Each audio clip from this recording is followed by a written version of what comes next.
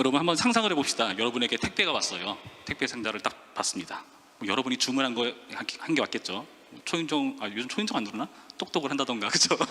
예, 뭐 문자로 온다던가, 뭐 문 앞에 놔두세요라고 하지만, 여러분 택배가 왔을 때 그 기분을 한번 생각해 보자고요. 내가 그토록 쩐을 모아가지고 내가 이거 사야지. 예, 왔어요. 이제 언박싱의 그 기쁨을 누리고자 문을 열고 박스를 안으로 들어옵니다. 칼을 가져오고 경건한 마음으로 테이핑을 뜯고 하나하나 열어요. 여러분 뭘 꺼내셨나요?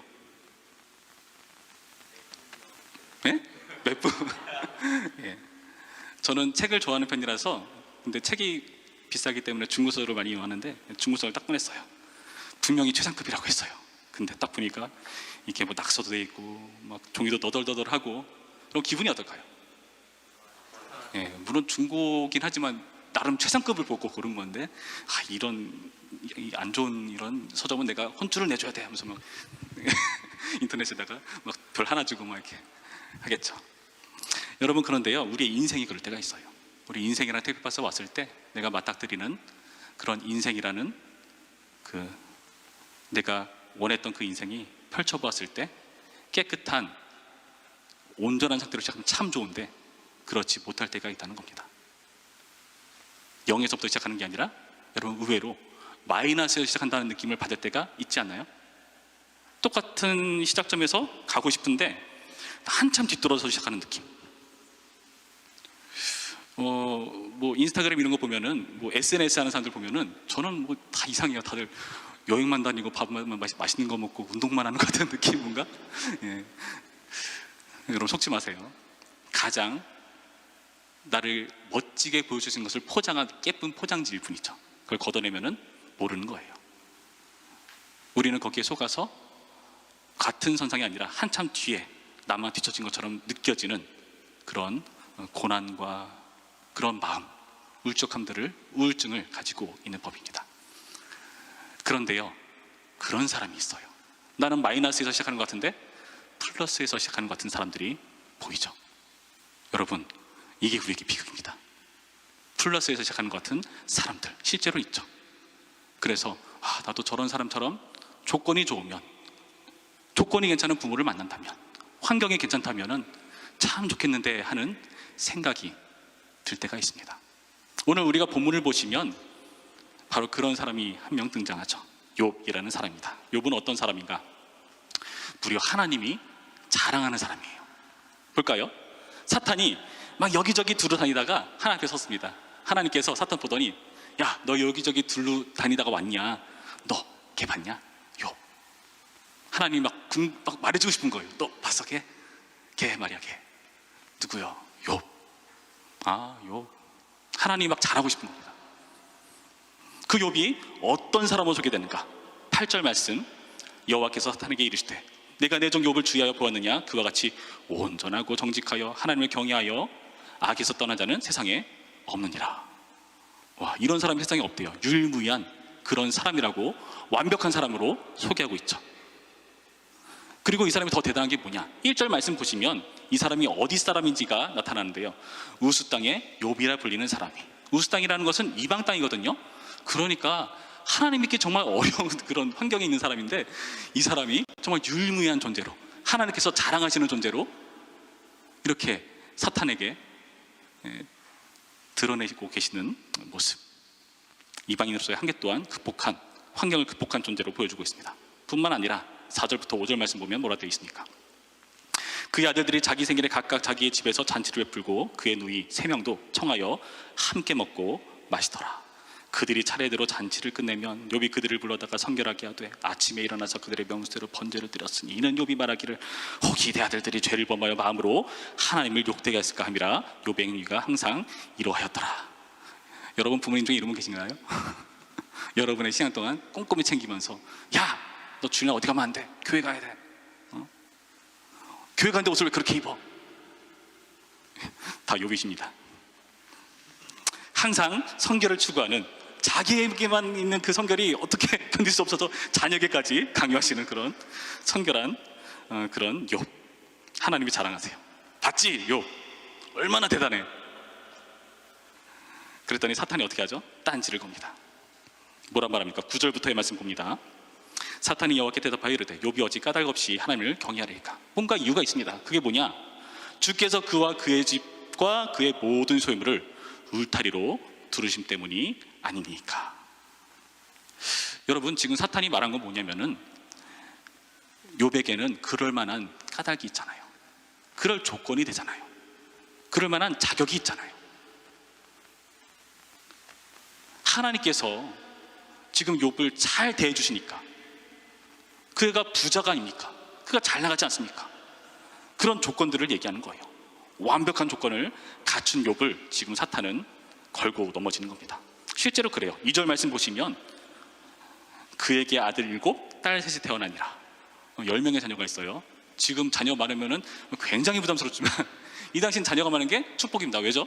지금이랑 사회가 달라요. 농경문화 이런 거기 때문에 사람이 많을수록 일손이 그만큼 많은 거죠. 그리고 또 어떻습니까? 소유물 또한 많이 있었어요. 3절 말씀 보시면 양이 7,000마리, 낙타 3,000마리, 소가 500결이, 암낙이 500마리, 종도 많이 있었으니 이 사람은 동방 사람 중에 가장 훌륭한 자라. 동방 사람 중에서 제일 재산이 많은 사람처럼 이렇게 묘사하고 있어요. 자녀도 많고 소유물도 많고, 그래서 동방 사람 중에서 가장 훌륭한 사람이다 라고 사탄이 소개하고 있으니까 뭡니까? 욥은 헌금을 많이 하실 만한 조건이 되잖아요. 자식도 많잖아요. 여러분, 우리의 말 같지 않습니까? 하나님, 제 조건 좀 보세요. 저 한참 마이너스예요. 근데 플러스에 시작하는 사람, 그 사람 자랑하시면 제 기분이 어떻겠습니까? 쟤는 좋은 대학 갔잖아요. 쟤는 취업 잘 됐잖아요. 쟤는 시간 많잖아요. 자기 원하는 시간 마음껏 뺏을 수 있잖아요. 나는 시간도 없고 돈도 없고 백도 없고 인맥도 없고 환경도 안 좋고 남들 하는 것도 못하고 등등 여러 가지 조건들을 걸고 넘어질 수가 있는 거죠. 그래서 사탄이 뭐라 말합니까? 11절 말씀 계속 볼까요? 이제 주의 손을 펴서 그의 모든 소유물을 치소서. 그리하시면 틀림없이 주를 향하여 욕하지 않겠나이까. 하나님 조건을 제고해 보십시오. 그러면 욥도 별다를 바 없을 겁니다. 우리의 딴지 같은 그러한 제안을 사탄이 하고 있는 거죠. 여러분, 이런 제안들이 실제로 우리 주변에서 많이 들려옵니다. 여러분, 텔레비전을 보시거나 인터넷에 있는 광고들을 보시거나, 광고가 노리는 건 뭐죠? 결국에 이 물건이 있어야 이게 있어야 당신이 뒤처지지 않는다, 앞서 나가는 사람이다. 옛날에 그런 광고 있었는데 여러분 아시나요? 잘 지내냐는 친구의 말에 띠 그랜저로 대답해 주었다. 죄송해요. 비교적 최근 광고로 시작했는데 죄송합니다. 그러한 여러 가지 조건들, 텔레비전 보면은 무슨 이영애 같은 사람이 좋은 집에서 자기를 가꾸면서 멋지게 살아가는 모습들, 세상에서는 그런 모습들을 우리에게 계속 보여주면서 어떤 기준을 만들어요. 외모는 저 정도는 돼야 괜찮은 외모지. 제가 보기에 여러분들 다 괜찮습니다. 무리해서 다이어트 하지 마세요. 예, 진짜예요. 그리고 주변의 사람들 보면서 저 사람은 맨날 여행만 다니네. 나도 가고 싶다. 물론 가는 거 좋죠. 근데 형편상 어려운 그런 사람들에게 마치 그게 제대로 가고 있는 것처럼 우리에게 속이는 그런 여러 가지 마케팅이 그렇습니다. 그런 것들이 있어야 우리가 괜찮은 사람이냐, 우리를 속이는 그런 내용이라는 거죠. 그래서 어떡합니까? 하나님께서 그 조건의 제거를 허락하십니다. 12절 말씀, 여호와께서 사탄에게 이르시되 내가 그의 소유물을 다 내 손에 맡기노라. 소유물 가지고, 그 조건을 가지고 얘기했으니까 그 조건 제거해봐라. 너에게 맡긴다. 네가 알아서 해봐라 라고 말을 하고 했어요. 그랬더니 어떤 일이 발생합니까?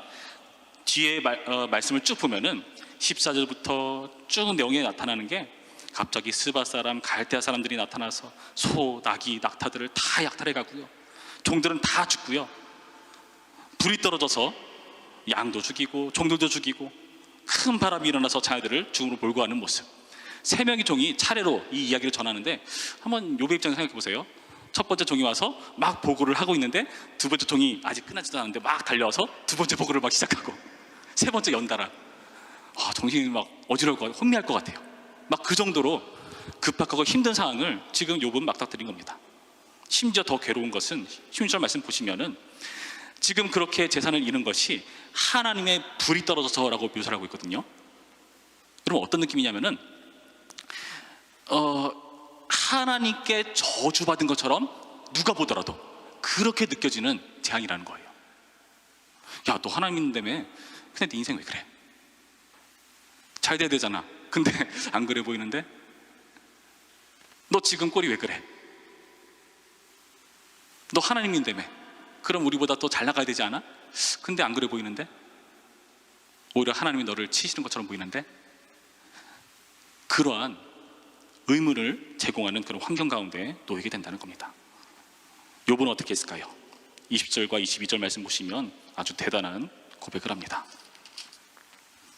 욥이 일어나 겉옷을 찢고 머리털을 밀고 땅에 엎드려 예배하며 이르되 내가 모태에서 알몸으로 나와 싸운즉 또한 알몸으로 그리로 돌아가올지라. 주신이 또 여호와시오 거두신이 또 여호와시오니 여호와 이름이 찬송을 받으실지니라 니다 하고 이 모든 일에 욥이 범죄하지 아니하고 하나님을 향하여 원망하지 아니하니라. 욥이 원망하지 않고 하나님을 오히려 찬양하는 모습을 보여주고 있습니다. 대단하죠. 여러분 이런 믿음 가지시기를 축원합니다 라고 하기에는 뭔가 너무 급이 참. 사탄은 어땠을까요? 머쓱해졌겠죠. 사탄이 그래서 이렇게 말해요. 머쓱해지면 사탄이 또 장담을 합니다. 2장 말씀 보시면 2장 4절부터 말씀 볼까요? 이렇게 돼 있어요. 사탄이 여호와께 대답하여 이르되 가죽으로 가죽을 바꾸니 사람이 그의 모든 쇠물로 자기 생명을 바꿀지라. 이제 주의 손을 펴서 그의 뼈와 살을 치소서. 그래야지만 틀림없이 주를 향하여 욕하지 않겠나이까. 뭐로 돼 있죠? 그때는 재산이지 않습니까? 이번에 직접 욥을 쳐보시죠. 뼈와 살이 고통당하는 그런 위기 가운데로 몰아넣으면은 욥도 별 수 없을 것입니다. 그래서 그 이후의 말씀 보시면 7절 보시면은 종기가 나죠. 여러분 여기서 종기란 단순한 피부병이 아니라 거의 죽을 병이에요. 그 정도로 고통스러운 병입니다. 그리고 2장 9절에 아내가 악담을 하죠. 그의 아내가 그에게 이르되 당신이 그래도 자기의 온전함을 굳게 지키느냐? 하나님을 욕하고 죽으라. 다른 뼈 중에 뼈요 살 중에 살인 아내로부터 하나님을 욕하고 죽어라 라는 저주의 말을 듣습니다.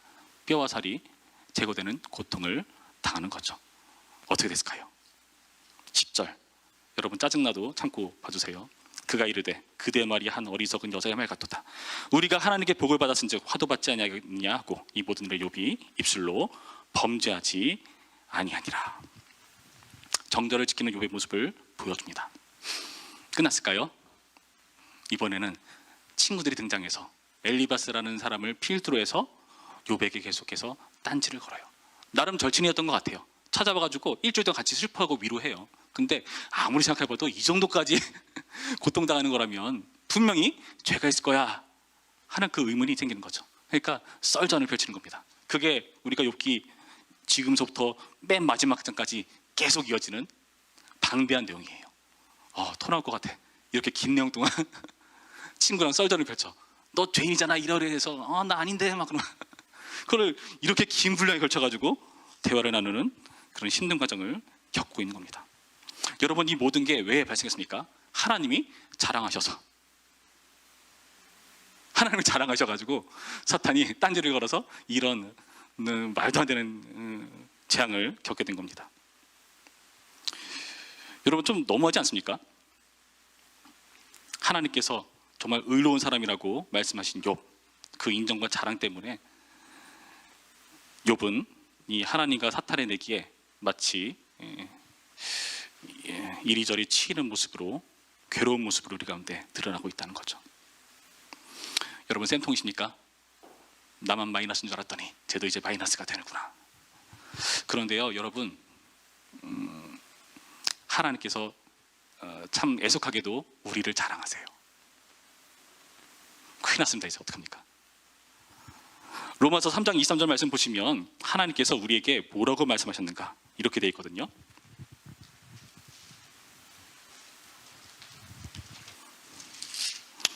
로마서 8장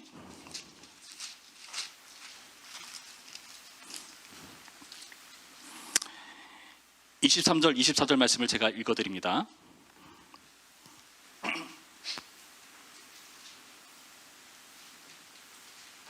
죄송해요. 로마서 3장이네요. 로마서 3장 이렇게 되어 있습니다. 로마서 3장 23절, 24절. 모든 사람이 죄를 범하였음에 하나님의 영광에 이르지 못하더니 그리스도 예수 안에 있는 속량으로 말미암아 하나님의 은혜로 값없이 의롭다 하심을 얻은 자 되었느니라. 여러분, 하나님께서 우리를 의인이라고 인정해 주셨어요. 예수님을 우리의 죄를 대신해서 십자가에 못 박아 죽으심으로 우리가 하나님께 의로운 사람으로 취급당하게 된 겁니다. 그러니까 여러분, 이제 우리가 의인이 되었어요. 믿기지 않죠? 의인이 된 거예요. 그리고 하나님이 우리를 자랑하세요. 사단한테. 너 봤냐? 부천평화교회 청년들 봤어? 걔 의인이다? 에이! 무슨 말도 안 되는 의인이야 라고 말씀하시는 그런 모습. 여러분, 하나님의 장난 때문에 정말 말도 안 되는 고통이 생겨나는 겁니다.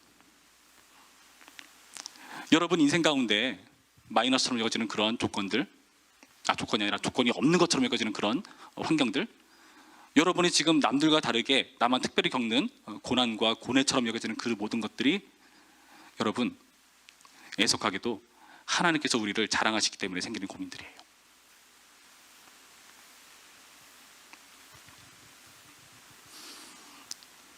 하나님께서 우리에게 우리를 의롭다 하셨다는 그 이유 때문에 우리는 그것을 점검받아야 되는 기나긴 여정을 걸어갑니다. 근데 하나님께서 그렇게 말씀하시면 좀 뭐라고 말씀하시니까, 고린도전서 10장 13절 말씀 보시면은 감당할 만한 시험을 주신다고 하세요. 여러분, 감당할 만한 시험이래요. 물론 아닌 것처럼 느껴지긴 하지만은 여러분이 지금 다 죽지 않고 살아계시니까 감당할 만한 시험이 맞을 거예요. 감당할 만한 시험이래요. 욥은 어땠죠? 욥을 자라가다가 사탄이 딴지를 거니까 조건 제거해봐라. 그러나 그의 몸에는 손대지 마. 제한을 두신 거죠. 그 다음에는 몸은 손대되 뼈와 살 그 제거하는 거 뭐 괜찮아. 근데 생명은 손대지 마라고 조건을 계속해서 거시는 거예요. 무슨 뜻이죠? 여러분이 당하는 그런 여러 가지 고통과 그런 고난들 속에서 하나님께서 어떤 선을 두시는 겁니다. 여러분이 감당할 만한 시험이 되게 하기 위해서. 감당 못할 것 같은데요 라고 느껴지니까 시험이에요, 여러분. 근데 여러분 지금 다 살아있어요. 안 죽었어요. 그렇죠? 감당한 거예요. 야, 잘 시간이 안 가네. 감당하신 겁니다. 그래서 우리는 이게 죽지 못해 사는 인생 같아. 하필 예수님 믿어가지고 자살도 못하고 막 이상한 고뇌 가운데 우리가 있는 거죠. 욥도 그랬어요. 욥도 죽지 못해 사는 인생이었어요. 욥을 보시면은 자기 태어난 날을 저주합니다. 무슨 뜻이죠? 내가 왜 났을까? 왜 태어났을까? 차라리 안 낳는 게 더 복된 것일 텐데 라고 말할 정도로. 그러나 감당 못한 시험을 허락하신 것이 아니기 때문에 욥은 지나온 거죠. 우리도 마찬가지입니다. 그리고요, 감당할 능력을 허락해 주세요. 자, 봅시다. 하나님께서 우리 같은 사람을 의롭다고 말씀하셨어요. 뭐 성경에 나타난 욥이야 뭐 그럴 수 있을 것 같아요. 워낙에 완벽하니까. 그렇죠? 성경에 기수라는 기수자도 의롭다고 말하고 하나님도 의롭다고 말하고 의롭다는 표현이 3번이나 반복됐거든요. 그런데 우리 또한 의롭다고 말씀해 주셨다는 거죠. 하나님께서 우리를 자랑하셨다는 거죠. 여러분, 하나님이 지금 사탄과 내기를 하시는데 당연히 누가 이겨야 될까요? 사탄? 안 되죠. 그렇죠? 하나님이 이겨야 되죠. 그럼 봅시다. 하나님께서 이겨야 되는데 근데 나한테 의인이라고 말씀하셔서 내가 굉장히 부담스러워진 입장이에요. 그렇죠? 근데 하나님은 이기셔야 돼요. 이게 말이 되나? 하나님은 이기셔야 되는데 나는 아닌 것 같은데 나를 의롭다고 말씀하시고 시험을 찾아오고. 여러분 뭐 주식하시는 분들 있을 것 같긴 한데 해보시면 알겠지만 여러분 어디다가 주식을 사십니까? 가능성이 임대사잖아요. 그렇죠? 여러분 하나님 입장에서 생각해 보세요. 여러분 인생을 여러분을 하나님께서 의롭다고 말씀하시고 여러분한테 올인하신 거예요. 여러분 근데요 하나님이 이기셔야 돼요. 그럼 어떻게 해야 될까요? 우리가 반드시 그 시험을 통과해야겠죠. 하나님이 우리에게 올인하셨다. 예수님의 피값으로 우리를 다 올인하셨죠. 그럼 그렇다면요 하나님께서 우리 인생에 자기 명예를 거신 겁니다. 이해되세요? 물론 내가 나를 봤을 때 아닌 것 같아. 너무나 연약하고 괴롭고 능력도 없고, 근데 하나님께서 우리에게 그렇게 말씀하셨기 때문에 우리가 하나님께서 명예를 거신 존재이기 때문에 우리는 어떻게 될 수밖에 없죠? 이 위기를 통과해서 더 나은 단계로, 더 성장한 단계로 나갈 수밖에 없어요. 믿기지 않겠지만 그래요. 하나님께서 승리하셔야 되기 때문에 자기 명예를 거셨으니까 그 명예에 손상당하지 않기 위해서라도, 예수님의 핏값을 어떻게든 충족시키기 위해서라도 반드시 우리에게 그 일을 이루어야 마시는 분이십니다. 여러분, 이게 참 놀라운 거예요. 실패해서도 안 되고요, 실패할 수도 없는 거예요. 그래서 여러분, 우리의 신앙이 증명되는 자리가 바로 이 고난의 자리입니다. 여러분, 욥은요 이런 힘든 과정을 통해서 하나님께서 계시지 않은 것 같은 괴로운 상을 겪는데요, 그 중에서 욥의 놀라운 고백이 나옵니다. 이따 우리 찬양할 건데, 그러나 내가 아는 것을 그가 아시나니 내가 죽음같이 되어서 나오리라 라고 하는 23장 10절의 말씀이 나오는데요, 욥이가 고백을 해요. 내가 앞으로 가도 하나님 안 계시고 옆으로 가도 안 계시고 뒤를 봐도 안 계세요. 하나님 안 계셔. 근데 내가, 주님께서 내가 가는 길을 아신다, 내가 정금처럼 될 것이다 라는 믿음의 고백을 그때 합니다. 여러분, 고난이요 놀랍게도 우리의 믿음이 증명되는 자리예요. 이 자리에서 믿음이 증명될까요? 믿음이 있는 것처럼 보일 수는 있어요. 저 친구 찬양할 때 열심히 찬양하네. 저 친구 성경책을 꼭 가지고 다니네. 저 친구 막 뭔가 열심히 적고 있네. 저 친구 찬양 되게 열심히 부르네. 등등. 믿음이 있는 것처럼 보일 수 있어요. 그러나 그게 다가 아니에요. 여기서 보이는 건 우리가 여기서 확인하는 것에 가난한 거예요. 우리는요 신앙을 너무 어떤 종교의 행동으로 제한해 버리는데 그렇지 않죠. 제가 봤을 때 신앙은 그런 것 같아요. 신앙은 우리가 어떤 선택을 할 때 그때 드러나는 것 같아요. 위기 상황에서, 전쟁 중에 난세의 영이 나죠, 그렇죠? 영은 위기 때 드러나고 증명되는 거예요. 여러분, 욥이 이런 상황 속에서 신앙을 고백하죠. 말도 안 되는 고백했잖아요. 주신 자도 여호와시오 거두신 자도 여호와시니, 하나님을 찬양하고 하나님을 저주하지 않고 하는 그런 놀라운 신앙들이 이런 상황 속에서 증명되는 과정이라는 겁니다. 여러분, 그래서 여러분 인생 가운데 고달프고 힘든 인생이 있다. 여러분, 그러면 생각하세요. 내가 지금 이 자리에 있는 게 그냥 있는 게 아니다. 하나님께서 어떤 의도와 뜻을 담으셔서 나에게 이것을 허락하셨다.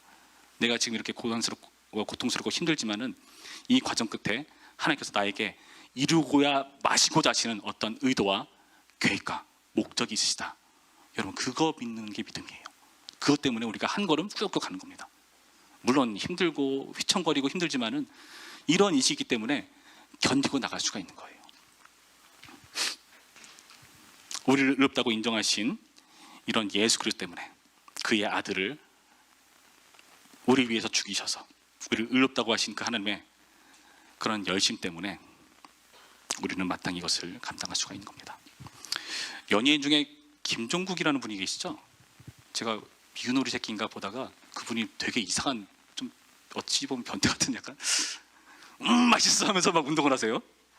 그래서 내가 저건 뭐지? 어떤 뉘앙스지? 이해가 좀 안 됐어요. 여기 요새 이해하시는 분이 계신 것 같긴 한데 예, 막 운동하면서 막 되게 맛있대요. 도저히 이해가 안 돼요. 그렇죠? 그런데 그 사람은 왜 그걸 맛있다고 할까요? 맛있어서. 이게 몸으로 느끼시는 분이 계시는 것 같아요. 예. 여러분, 그 과정을 통해서 나의 근육이 더 단단해지고 섬세해지고 아름다워지는 것을 아니까 그런 고백을 하는 게 아닐까. 저는 아주 자세히 모르겠지만 그럴 거라고 짐작을 해요. 여러분, 고난이 오셨습니까? 음미하시고 맛있다고 선포하시기 바랍니다. 근육을 크고 단단히 만드는 과정, 몸짱이 되는, 영화로운 몸짱이 되는 과정으로 여러분 아시고요, 우리의 고난도 하나님이 자랑스러워하시는 의인답게 완성되어 가는 과정이라고 여러분 믿으시기 바랍니다. 그리고 뿐만 아니라 예수님께서도 친히 이 고난을 당하셨어요. 이 고난을 예수님이 그냥 너네가 알아서 당해 하지 않고 미리 당하신 것을 먼저 본보기로 보여주셨어요. 그럼 우리는 믿고 따를 수 있는 겁니다. 우리를 구원하신 분이 감당하신 고난이라면 저게 멸망이 아니구나. 저게 고통은 끝나는 게 아니라 주변 사람과 비교해보면 뒤처진 것 같지만 이게 잘못 가는 게 아니구나 믿고 따라갈 수가 있다는 거죠. 여러분, 신앙의 끝에 욥처럼 고백하시기 바랍니다. 욥기 마지막에 보면은 욥이 이런 고백을 해요. 내가 전에는 귀로만 들었는데 이제는 눈으로 보는 하나님. 여러분, 이 고백이 언제 나올까요? 이 하나님을 경험하고 나서 하는 고백입니다. 그 전에도 의인이었지만 이 고난 끝에 욥은요, 그 전에 알지 못했던 하나님을 훨씬 뛰어넘어서 더 큰 차원의 하나님을 경험하고 고백합니다. 여러분, 우리는 이 과정을 겪고 있어요. 하나님께서 주시는, 여러분에게 주시는 여러 가지 고통과 고민과 여러 가지 문제들, 여러분 기대하시기 바랍니다. 맛있다라고 선포하세요. 끝에 하나님께서 우리를 칭찬하실 겁니다. 하나님을 체험하는 기회로 이 모든 과정을 누리시는 우리 모두가 되기를 주님의 이름으로 축원합니다.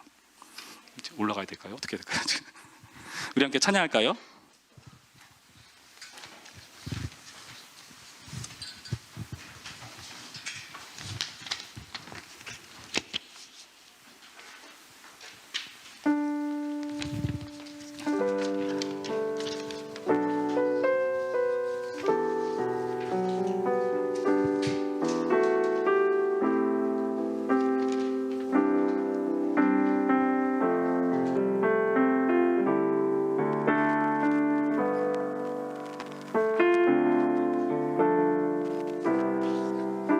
이거 말씀 생각하시면서 함께 욥처럼 찬양하며 나아갑니다.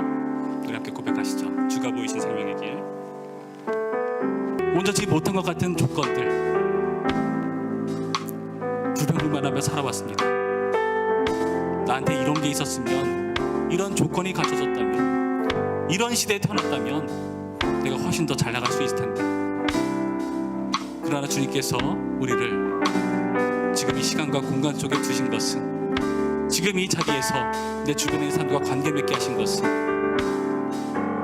내가 힘들어하는 그 직장과 학교와 그 사람들과 엮이게 하신 것은 하나님의 뜻이 있기 때문인 줄로 믿습니다. 주여 함께 하셔서 내가 있는 그 자리에서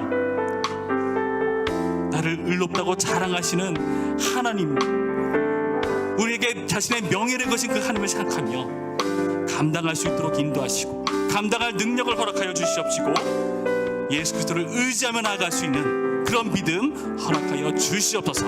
우리 이런 마음으로 다 함께 기도하시겠습니다. 기도합니다. 주님, 우리의 인생 가운데 역사하시는 하나님을 바라보게 하여 주시옵소서. 주님, 우리에게 허락하신 여러 가지 환경들을 우리가 이해할 수 없었고 우리가 외면하고 싶었던 그런 환경들, 주님께서 우리가 어떤 뜻과 목적을 두시고 그 자리에 두었습니다. 그 자리에서 우리를 단련하시고 우리를 가르치시고 우리를 하나님의 영웅으로, 하나님의 명예로, 하나님의 자랑으로, 하나님의 의인으로 일으키시기 위해서 우리를 그 자리에 두었습니다. 하나님, 우리에게 주어진 이 삶을 우리가 소중히 여길 수 있도록 인도하여 주시옵시고 외면치 않게 하여 주시옵시고 그에 감당할 수 있도록 인도하여 주시옵소서. 하나님의 마음을 품고 나아갈 수 있도록 인도하여 주시옵소서. 우리를 외면하지 아니하시고 우리보다 더 큰 고난을 감당해내신 예수 그리스도의 십자가를 생각하며 우리가 그 예수를 쫓아나갈 수 있는 그런 믿음을 가지게 될 수 있도록 인도하여 주시옵소서. 나의 길 오직 그가 하시나니, 나의 길 오직 그가 하시나니, 나를 단련하신 후에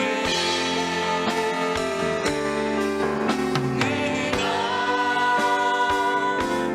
조금 다시 나오니, 나의 길 오직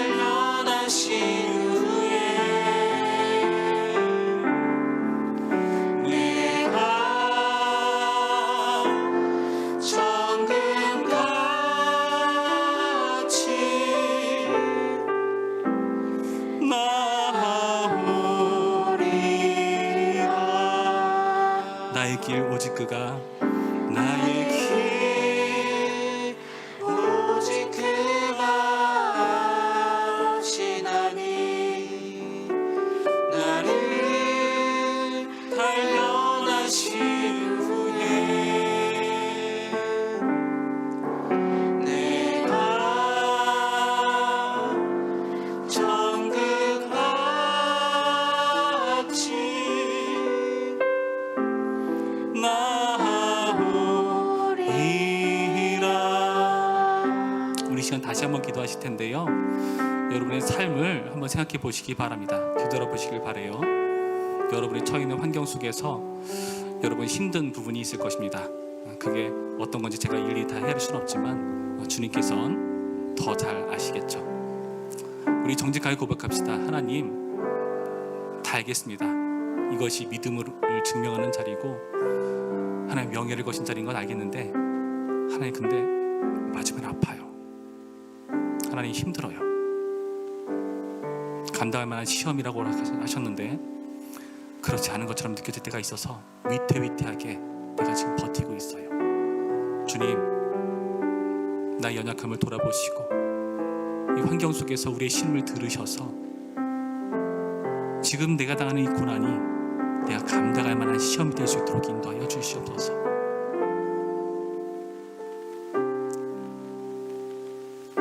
내가 감당해서 훗날 돌아봤을 때에 지금의 이 시절이 나와 똑같은 고난을 겪는 누군가에게 위로해 줄 수 있는 경험이 될 수 있도록, 나의 인생 가운데 찬란하게 빛나는 추억이 될 수 있도록, 하나님을 자랑하게 되는 간증이 될 수 있도록 주여 확신을 주시고 나의 연약함을 불이 붙들어 주시옵소서. 정직하게 솔직하게 고백하며 기도하며 나아갑니다. 기도합시다. 아버지 붙들어 주시옵소서. 하나님, 아버지, 우리의 인생을 돌아보면서 주님께 주신 이 자리에서 너무나 힘들고 어려울 때가 있습니다. 하나님, 얼마나 더 기다려야 할까요? 얼마나 더 이 자리에서 버텨야 합니까? 주님, 나이는 한 살 한 살 먹어가는데 점점 급해지고 초조해집니다. 하나님,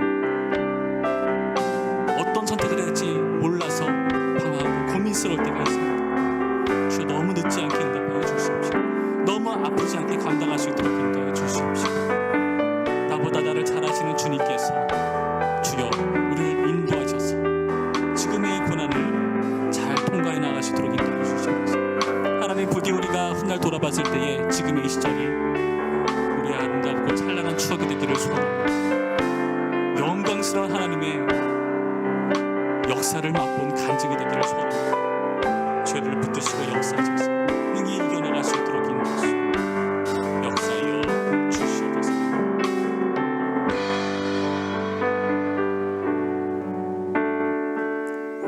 참 좋으신 하나님, 감사드립니다. 오늘의 말씀을 통해 하나님의 의인된 자로서 하나님께서 명예를 거시고 자랑하시고 그 놀라운 자리로 우리를 이끌어 가시는 분이시라는 것을 함께 확인했습니다. 뒤에서 외면하면서 팔짱 끼고 지켜보는 하나님이 아니라 앞서서 등이 십자가를 끌고 가셔서 그 십자가를 통과하신 예수 그리스도를 뒤에서 지켜보며 따라갈 수 있도록 이끄시니 감사드립니다. 주님께서 보여준 이 생명의 길을 우리가 믿음으로 취하며 승리할 수 있도록 우리 모두를 이끌어 주시옵소서. 이제는 우리 주 예수 그리스도의 은혜와 하나님의 사랑과 성령의 교통하심이 우리의 길을 잘 아셔서 우리를 믿고 따라오라고 장담하시는 그 하나님의 든든함을 믿고 따르기로 의지하는 여기 있는 모든 부천평교회 청년들, 온 교회 가운데에 이제로부터 영원토록 함께 있을지어다. 아멘.